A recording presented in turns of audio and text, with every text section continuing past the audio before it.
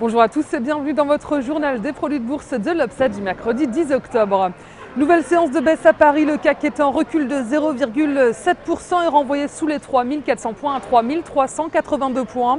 La réalité économique rattrape à nouveau les marchés. Les craintes sur l'économie sont relancées par plusieurs statistiques moroses sur le plan européen et mondial. Alors selon le FMI, la France échapperait de peu à la récession. Elle ne serait pas en mesure de respecter ses engagements de réduction de déficit public à 4,5% d'ici la fin de l'année, puis à 3% en 2013. Le déficit commercial de la France se serait par ailleurs creusé à plus de 5 milliards d'euros en août contre un peu plus de 4 milliards au mois de juillet. La consolidation des marchés américains qui attendaient l'ouverture des résultats trimestriels hier soir n'a pas aidé à relever la tendance. Si on regarde du côté des valeurs, la plus forte hausse du CAC revient au groupe de semi-conducteurs ST Microelectronics qui gagne 2,94%.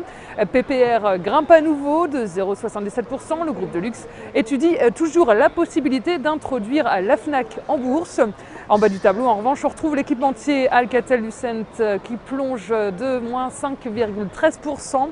Les financières qui avaient déjà lourdement chuté en début de semaine lundi terminent en ordre dispersé. On est à moins 1,58% pour BNP Paribas, moins 0,93% pour Société Générale et seul Crédit Agricole signe une légère hausse de 0,23%.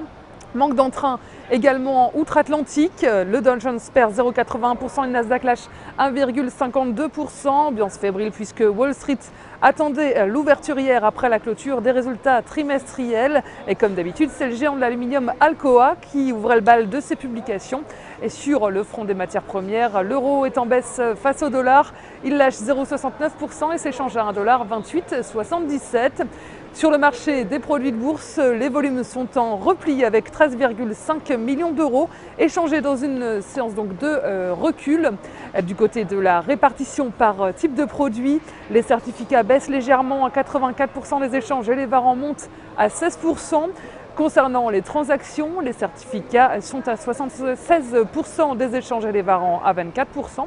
En ce qui concerne la répartition par sous-jacent, les indices sont stables avec 57% du marché, les actions sont en hausse à 42%.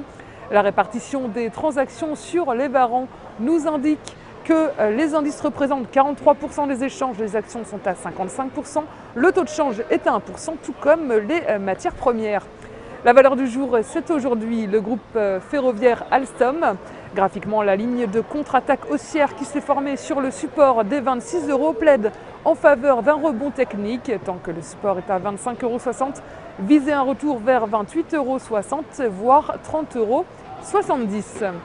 La stratégie qui vous est proposée pour jouer cette valeur, c'est l'achat du Warrant Call Alstom à 2546 T d'Unicredit au prix d'exercice de 30 € et d'échéance au 1er mars 2013.